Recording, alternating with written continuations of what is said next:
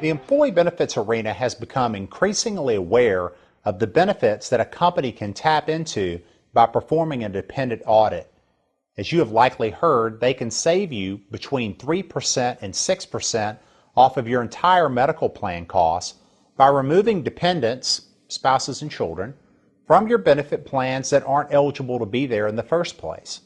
You may have heard that on average, between 5% and 10% of your dependents are not eligible based upon the eligibility requirements of your plan, and that each one costs you roughly $2,500 per year. And these are all different benefits of a dependent audit. But what about the risk of not performing an audit? What are you potentially opening yourself up to if you make the decision to not audit your plan regularly?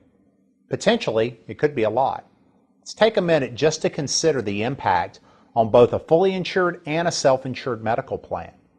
If you're fully insured, having an ineligible dependent incur a large claim can spell disaster, because the bottom line is that this claim, if caught by your insurance carrier, will not be paid, which then leaves an interesting question. Who must pay the claim? And with the current court trend seemingly always in favor of the employee against their employer, you likely know the answer to that question. Now, for self-insured clients, the result is much the same.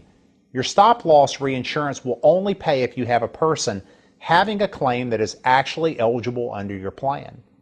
Anyone not meeting the definition of eligibility on your plan is simply not covered, and it includes dependents such as unmarried employees and relatives, friends, domestic partners, ex-spouses with no legal requirement to provide coverage, children who are not legitimate dependents, such as stepchildren and foster children, children when an ex-spouse has legal custody, and on and on and on.